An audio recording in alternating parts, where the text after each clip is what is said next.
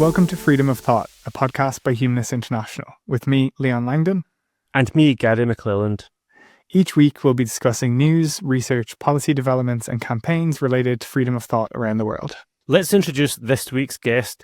Rachel Laser is the President and CEO of Americans United for Separation of Church and State.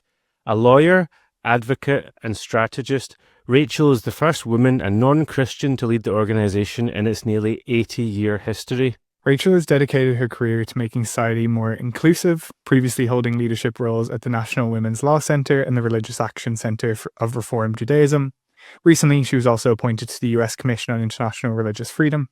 She's a leading voice in the fight against Christian nationalism and a staunch defender of keeping religion and government separate. Rachel, welcome to Freedom of Thought. Thanks. So nice to be with you.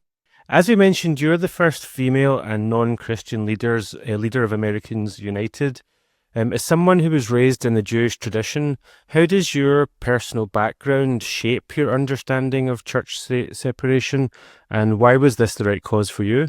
Well, like a lot of Jews in America, I feel a tremendous sense of gratitude to the country because it enabled my relatives who were in Eastern Europe to flee religious persecution and find a new home and even ultimately thrive in this country.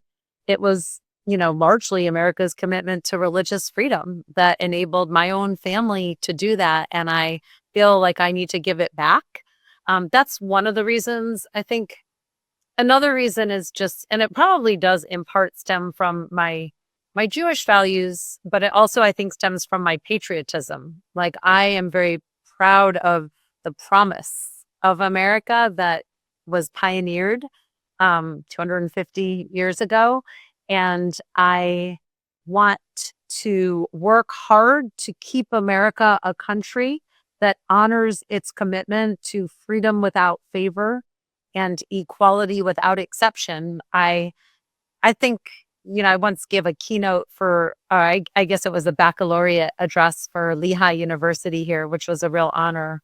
And I talked about the importance of living authentically and how that actually connects us to each other as human beings and enables everyone to bring their best and enables our society to thrive.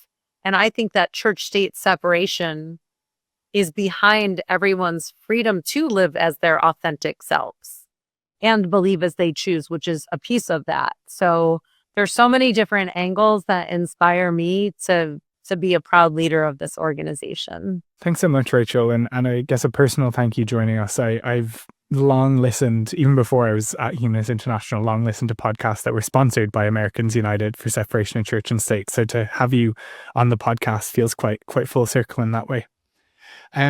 In speaking about Americans United, there used to be a heavy focus on, fighting religious extremism. But I think it's fair to say under your leadership, there's been a bit of a shift towards focusing on what I think you call white Christian nationalism. Can you explain what that movement is, why it's the primary threat, and why it's the primary threat to both non-religious people and religious minorities in the US? Sure. I don't think we're actually talking about different things. I think that, a lot of religious extremism is led by those who want to perpetuate white and Christian power in America. I think actually that religious extremism pulls better. It sells better. We've tested it, and I think one of the reasons that it pulls better is actually there are religious extremists who think that other people are religious extremists, namely Muslims, which is uncool and, un-American, to just put that label on a religion, right? I think all religions have extremists, in America, because of the power structures that have been in place for so long, more Christians and more white people have that power. And so their extremists are able to accomplish more, but they have accomplices, throughout other religions, of course, including my own, Judaism. So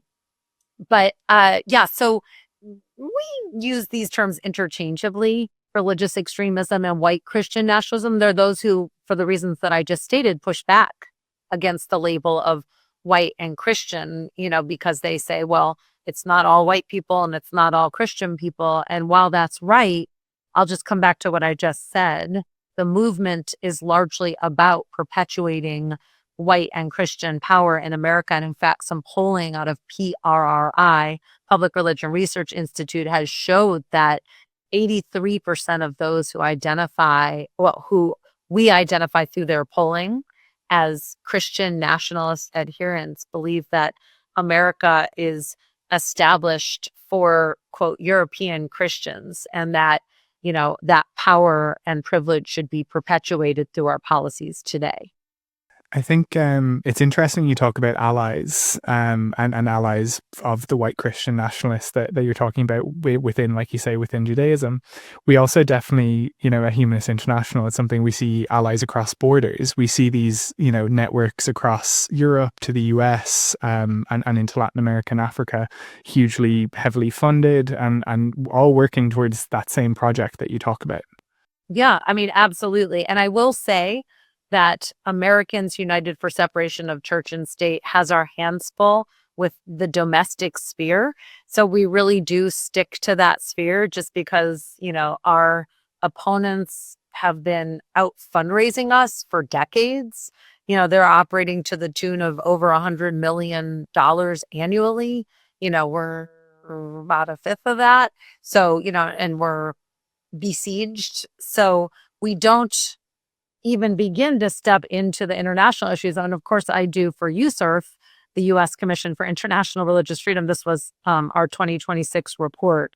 And it's, we'll talk about that maybe later. I mean, I think, what's significant, though, is that the U.S. Commission is sort of looking at international standards of religious freedom, not American law, when we report on violations of religious freedom and make policy recommendations. So I am, in this podcast, I should say that I'm sort of not wearing my official USCIRF hat because I'm talking about sort of American policy more.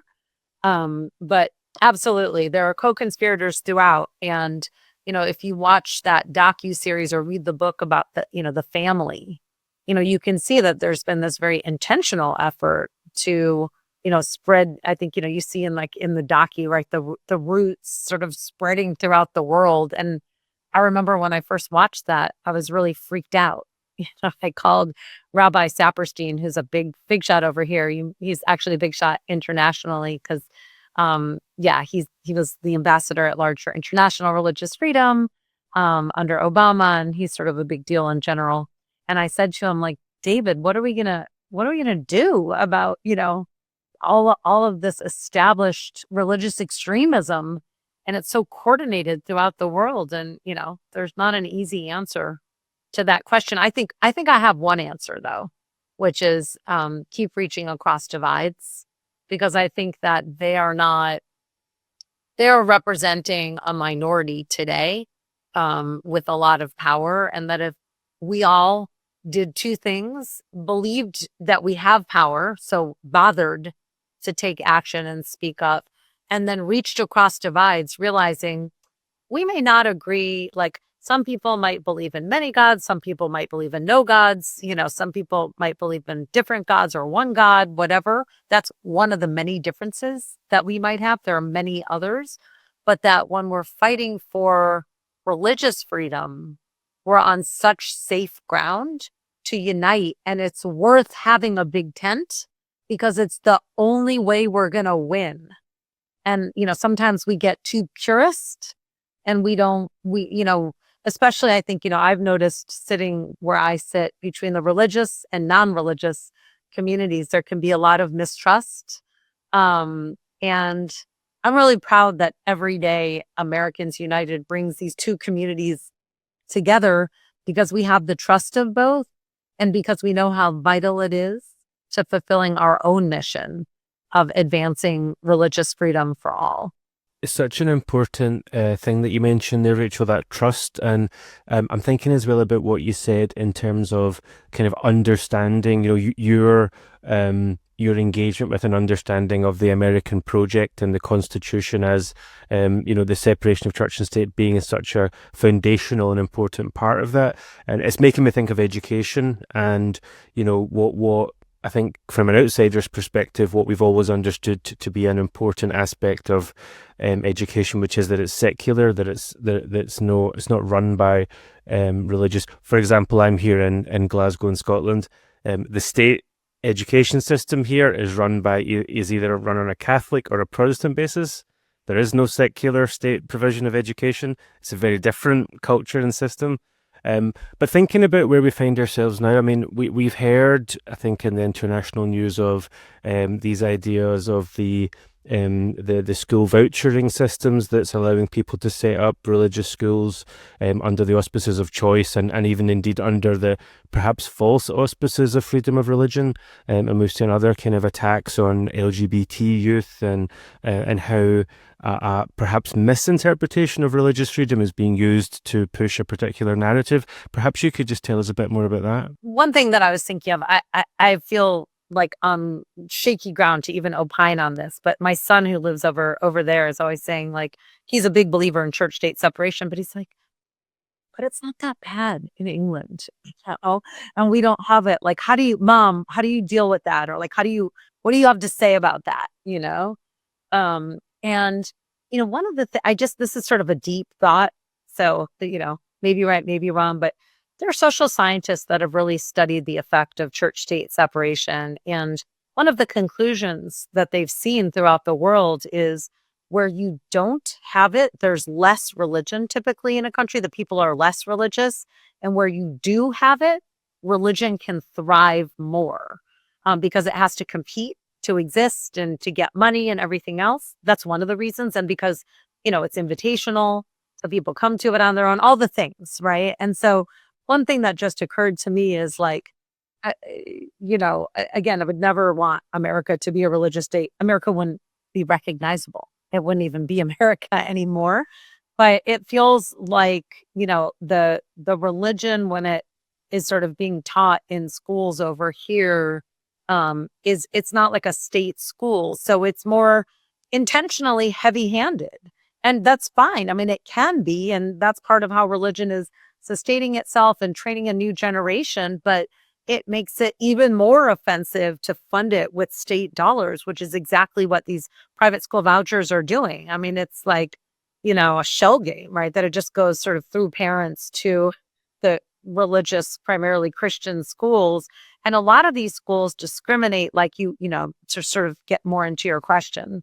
A lot of these schools discriminate against LGBTQ kids, against women, even against kids with disabilities, because they're not held to the same standards as public schools are, which is shameful, that we would be funding this with state dollars. And over 30 states and the District of Columbia already have programs. And now we have our first ever national program, which is being funded to the tune of billions of dollars.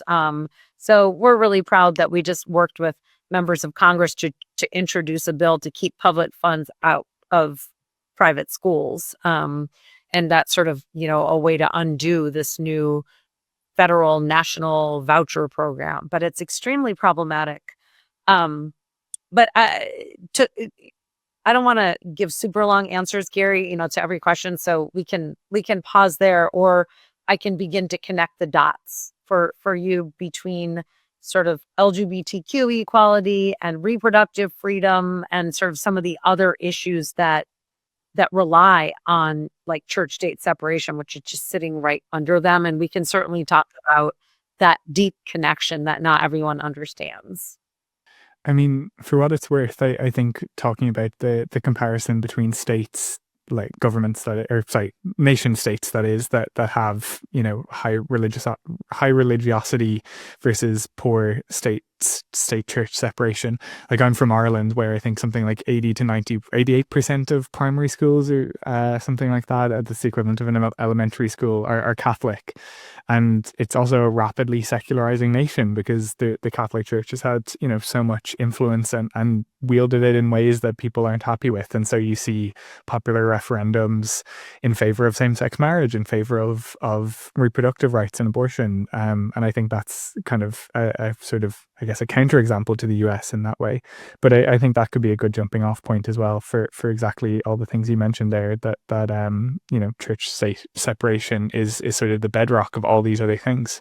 I mean, as a start, it's the bedrock for stopping violence, right? I mean, Ireland, it's like, there you go. And, over here, like, our founders were aware of all of the crusades and all of the wars, and even in America, in the, on the territory in the early days, there were a lot of, uprisings and Bible riots in Philadelphia and all sorts of things. And what's sort of almost hard to believe, especially for a religious minority like me, is that the Christian wars are coming back in America.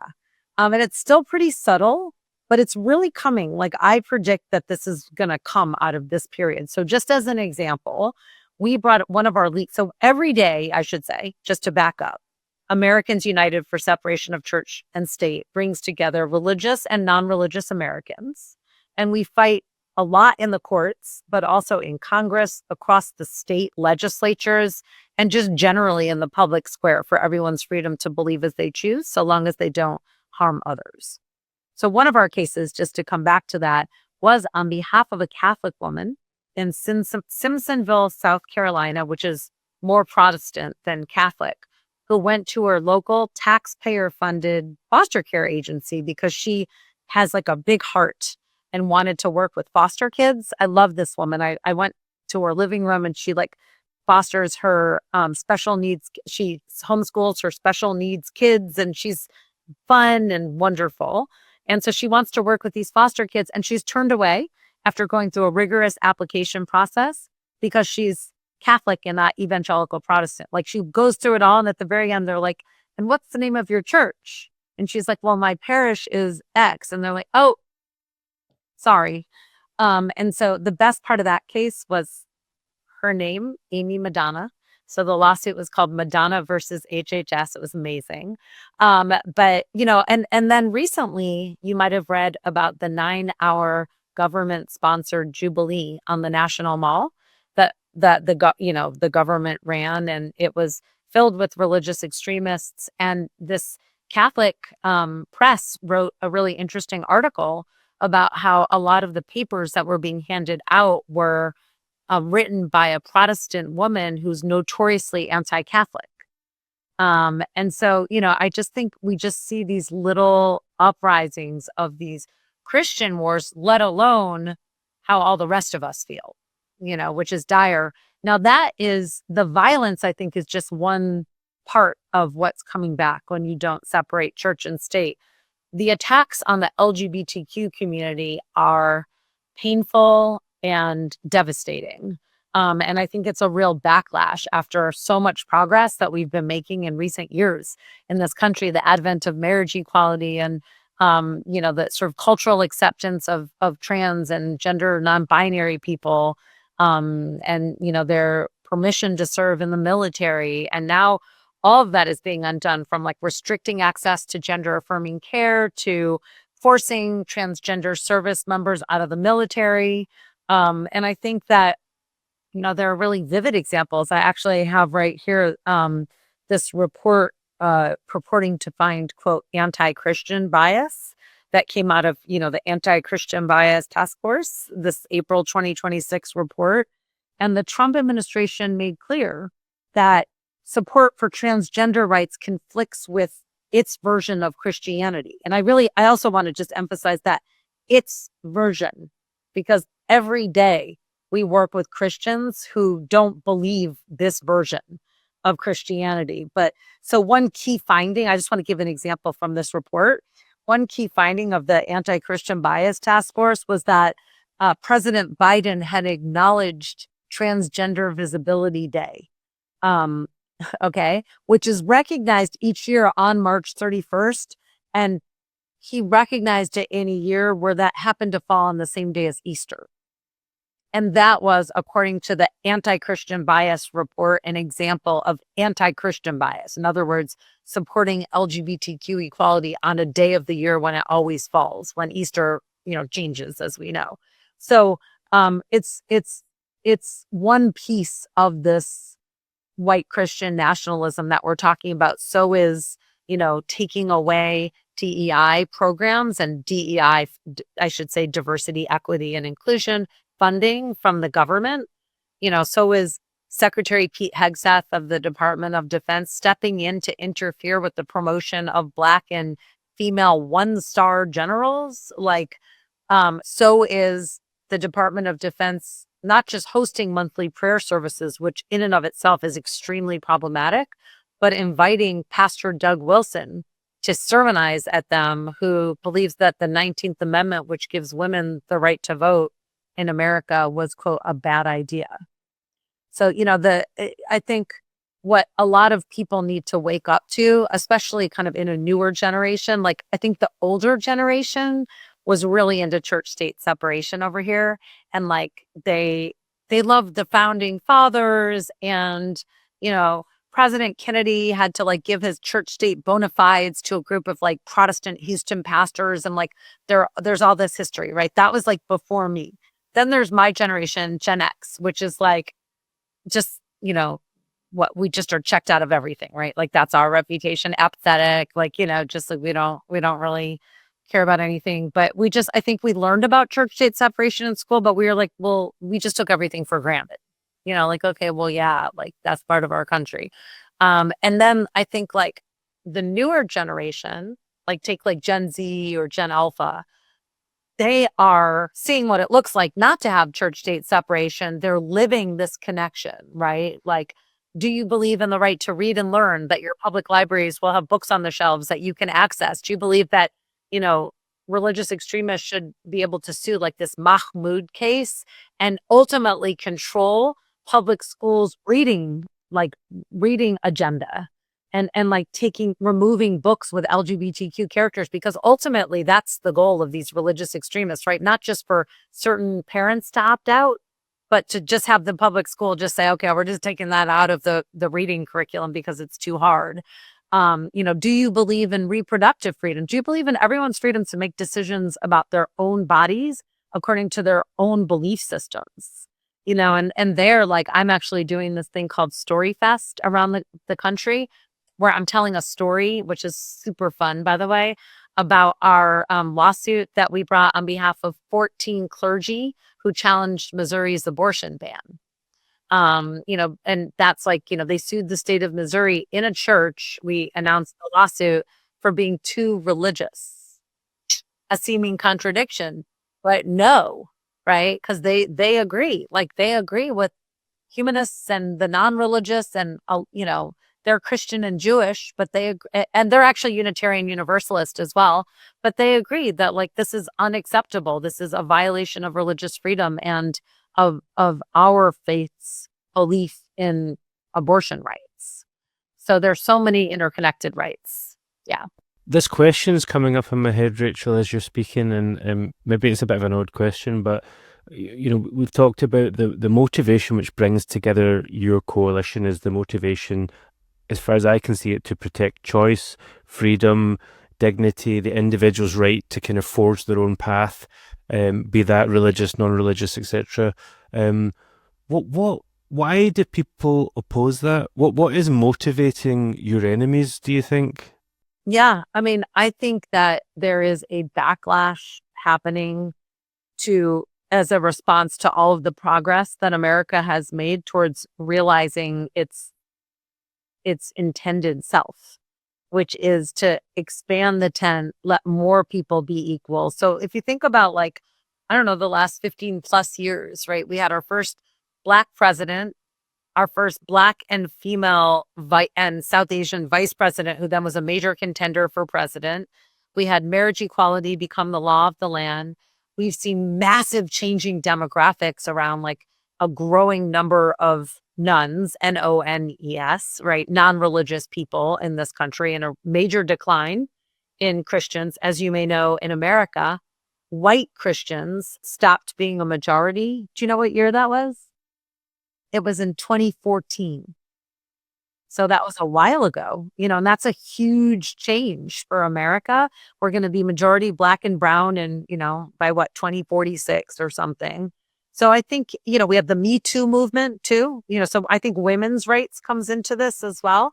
Major progress on Black Lives Matter, LGBTQ equality, all this comes together and I think inspires like a massive backlash by those who want to cling to the power that they've had in this country and who are afraid and fearful. That's why I think it's happening. I think I'm just struck by the magnitude of the amount you're doing, and then as you mentioned, as well as that, you've got this other hat as a USERF commissioner. How do you think, not to delve too much into that, but obviously my job is the international, so I'm always going to, have an interest in that. But how do you think those things are related, that backlash that you talk about? The US is a cultural hegemon around the world, or at least has been. Do you think that's sort of tied in? What makes news in the US makes news everywhere. Like what is it that you think sort of links this international to the domestic that you're working on day to day? And again, I'm saying this in my personal capacity here, but like I think there's an adjustment, like a moving of the norms happening. So I think America has been this role model to the world, in many ways. I mean, church-state separation was an American original, which is pretty cool, right? An Enlightenment idea and also a Christian idea, right? It's like, Roger Williams and, separating the wilderness of the world from the garden of the church, that happened. That was said in the 1600s. And anyway, so it's this like innovative, radical idea in this country that has inspired the rest of the world to do better in many regards. And now you see this decline in that commitment here. And, and that's coming through as well, like in some of our foreign policy, and you see this like major reduction in the numbers of refugees that are being permitted to come into this country. What is it? From like 120-ish thousand to like 7,500, and preference for Afrikaners. We're seeing, major reductions in the ways that we're supporting certain religions in particular, say like Muslims coming from Burma, or, who now no longer are able to get into this country, because they're no longer able to access temporary protected status. And then the travel bans, and if you look at the countries where we've implemented these travel bans, they tend to be majority Muslim countries, and also majority Black countries, many of them, or brown. So, I mean, it's hard to miss those realities and sort of to speculate on there being some strong connections in what's going on. I think thinking about the position of the US in the world is an interesting one. For example, Rachel, I don't know if you know that this year Humanists International was supposed to have its annual World Humanist Congress in Washington, D.C. It was all booked, ready to go, and as a result of many of the policies which you've just mentioned, it was unsafe to proceed, so we had to relocate the Congress, which will now take place in Ottawa, which we're very happy to be in Ottawa, but it's Humanists International was founded in the United States 75 years ago to do this important work.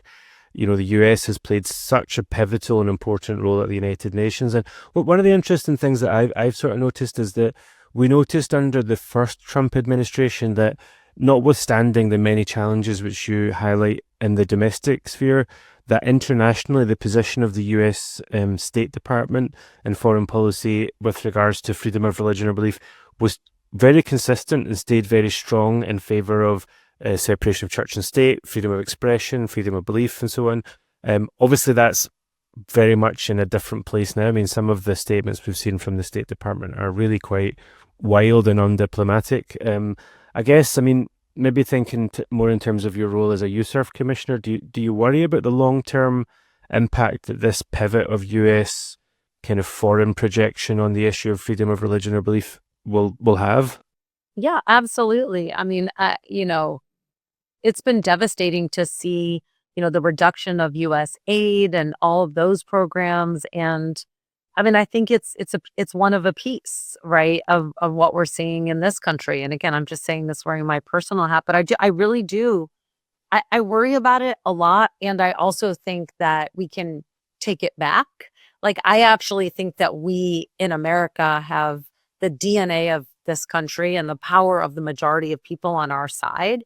So, I mean, I'm not mitigating how much it will take to undo a lot of what we're seeing right now, but I really do believe that it is more anomalous than it is in any regard American.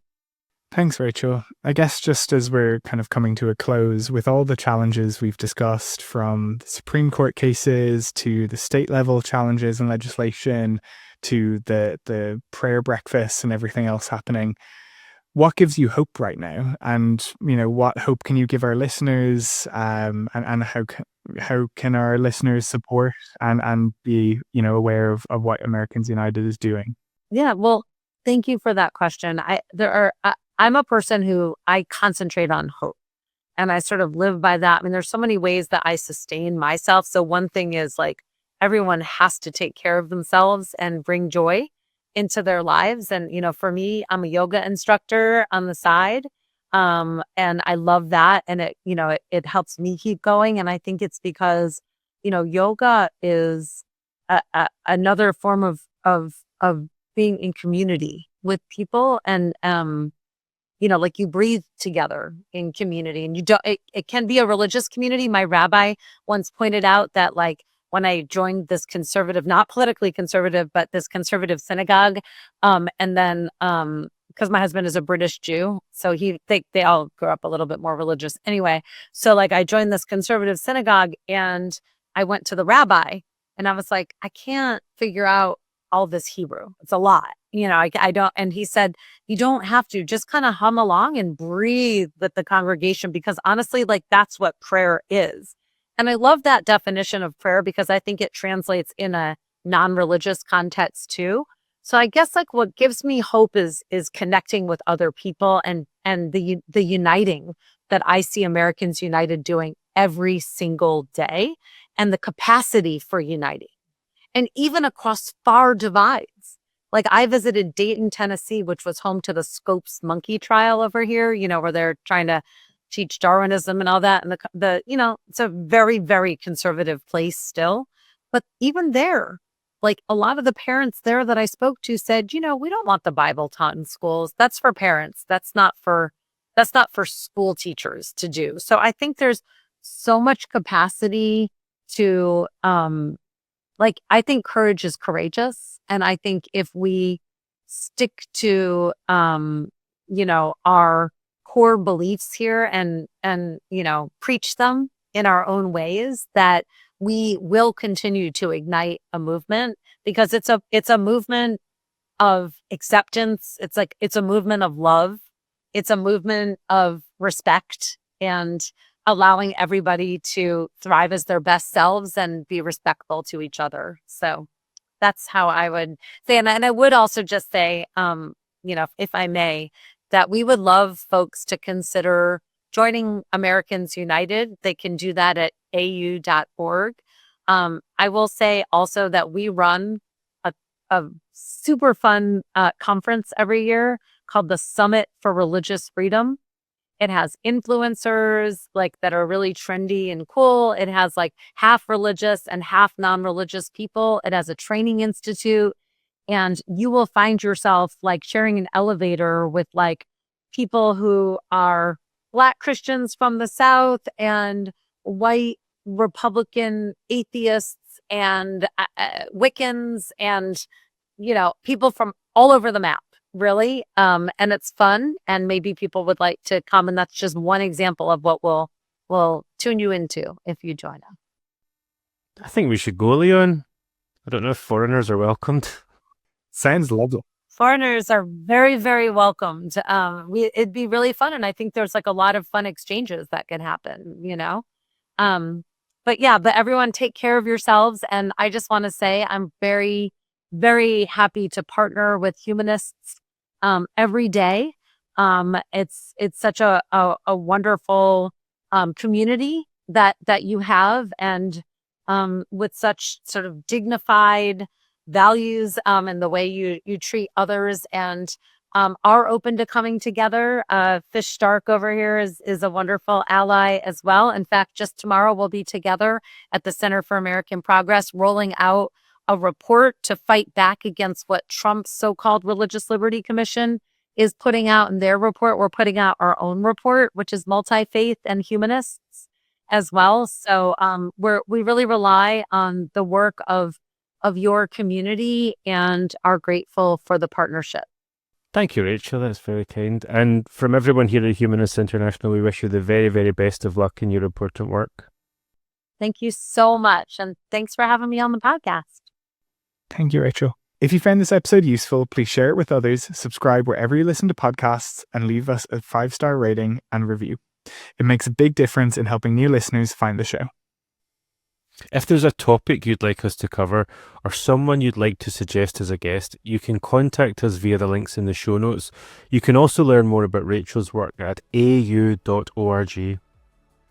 To find out more or join Humanists International, visit humanists.international and subscribe to our newsletter. Thank you to our producer James and the team at Humanize Live, and to the team at Humanists International, without whom we'd have very little to talk about. Thank you for listening to this episode of Freedom of Thought.